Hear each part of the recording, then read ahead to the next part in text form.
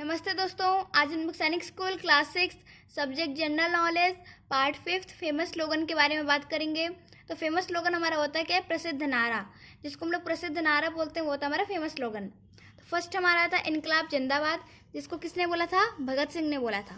तो हमारा first point आता है in English long live revolution.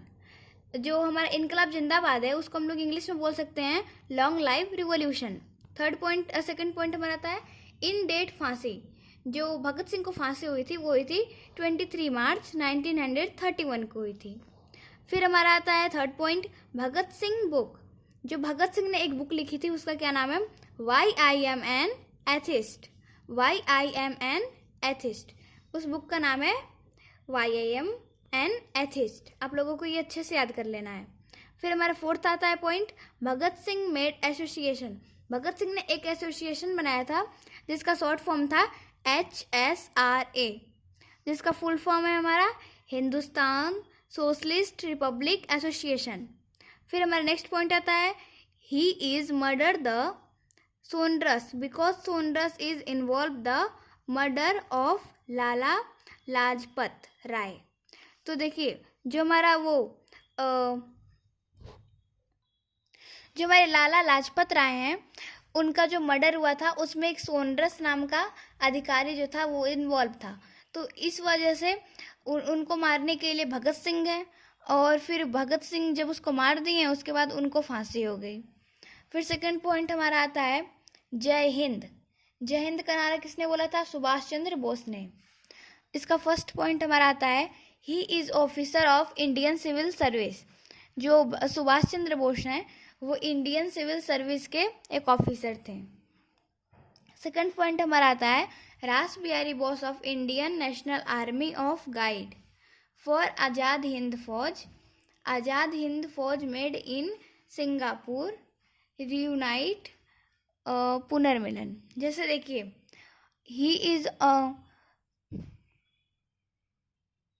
तो जो हमारे थे रास बिहारी बोस, उनका एक था इंडियन नेशनल आर्मी, जिसको गाइड कौन करता था?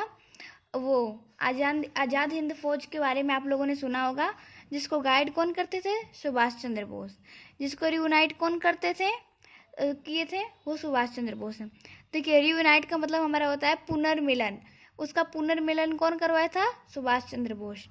तो देखिए हमारा जो इंडियन नेशनल आर्मी था उसको पहले इंडियन नेशनल आर्मी ही था, उसको बाद में सुभाष चंद्र बोस ने वहाँ सिंगापुर में चेंज करके हम लोगों ने नाम रख दिया उसका आज़ाद हिंद फौज।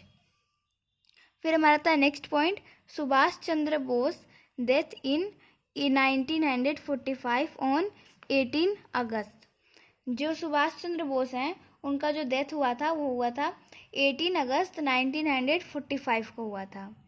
इन Taiwan to plane crash. Taiwan में एक प्लेन क्रैश में उनका डेथ हो गया था। थर्ड हमारा आता है दिल्ली चलो। दिल्ली चलो का नारा किसने लगाया था? वो भी सुभाष चंद्र बोस ने ही लगाया था।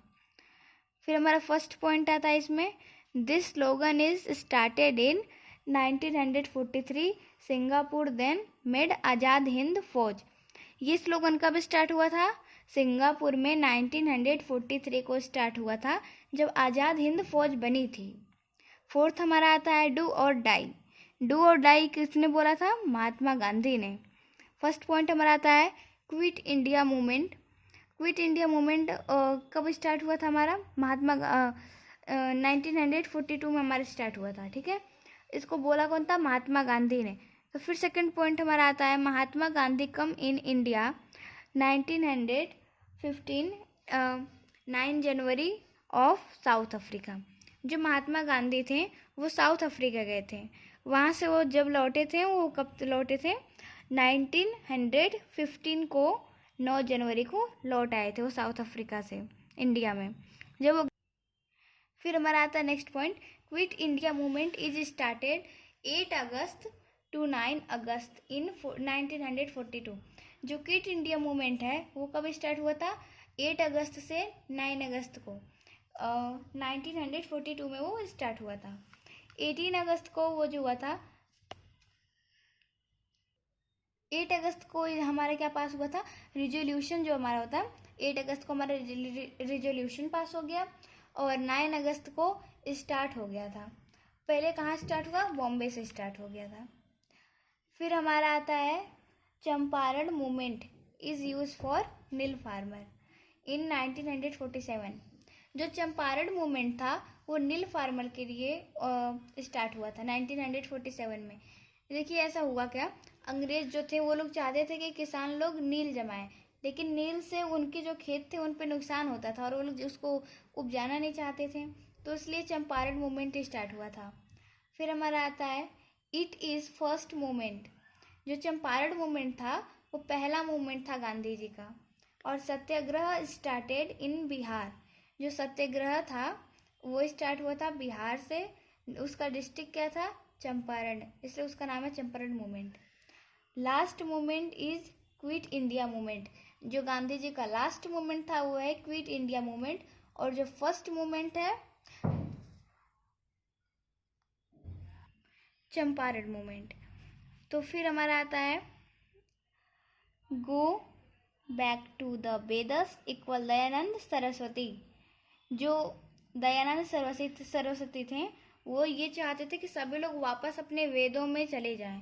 जो हिंदू लोग हैं वो लोग वापस अपने वेद में चले जाएं, जैसे गीता हुआ, महाभारत हुआ, उन सब में वो लोग फिर से विश्वास रखना स्टार्ट कर दें। फिर हमारा फर्स्ट पॉइंट आता है हिज बुक सत्याग्रह प्रकाश। जो इनका एक बुक था उसका नाम है सत्यार्थ प्रकाश सॉरी। फिर सेकंड पॉइंट है हमारा आर्य समाज स्थापना इन 1875। जो दयानंद सरस्वती थे उन्होंने आर्य समाज की स्थापना करवाई थी, जो कब हुई थी? 1875 में हुई थी। फिर हमारा नेक्स्ट पॉइंट आता है he started a school was name Dayanand Anglo Vedic. जो इनके नाम से एक स्कूल चलता है जिसका नाम है दयानंद इंग्लो वैदिक। फिर हमारा नेक्स्ट आता है आराम हराम है। आराम हराम है इसको किसने बोला था? जवाहरलाल नेहरू ने बोला था। फिर इस पे हमारा फर्स्ट पॉइंट क्या आता है? He is longest serving prime minister. जो जवाहरलाल नेहरू थे वो बहुत दिनों तक प्राइम मिनिस्टर रह चुके थे। फिर हमारा सेकंड पॉइंट आता है हिज बुक। इनका 2 बुक इन्होंने बनाया था। पहला बुक था डिस्कवरी ऑफ इंडिया और दूसरा बुक था ग्लिम्पस ऑफ वर्ल्ड हिस्ट्री। फिर हमारा आता है next point his birthday celebrate on children's day. इनका जो बर्थडे था उस दिन हम लोग मनाते हैं चिल्ड्रंस डे, जवाहरलाल नेहरू के बर्थडे के दिन। आप लोगों को अगर पता नहीं होगा तो मैं बता देती हूँ। जो ये जवाहरलाल नेहरू थे उन्हें बच्चों से बहुत ही ज़्यादा लगाव था, इसलिए इनके बर्थडे के दिन हम लोग चिल्ड्रन डे मनाते हैं।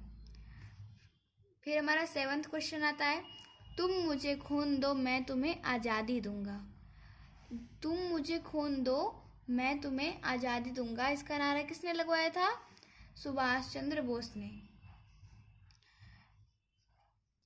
वंदे मातरम ये तो पहले मतलब एक गाना था, उसके नहीं पहले ये था एक हम लोग का स्लोगन, उसके बाद उसको गाने में चेंज किया गया था।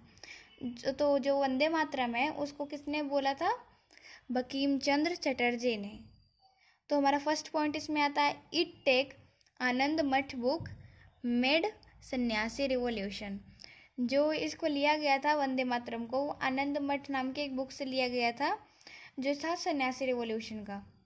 सेकंड पॉइंट हमारा है इसमें Vande Mataram is change 24 January 1950 in national song.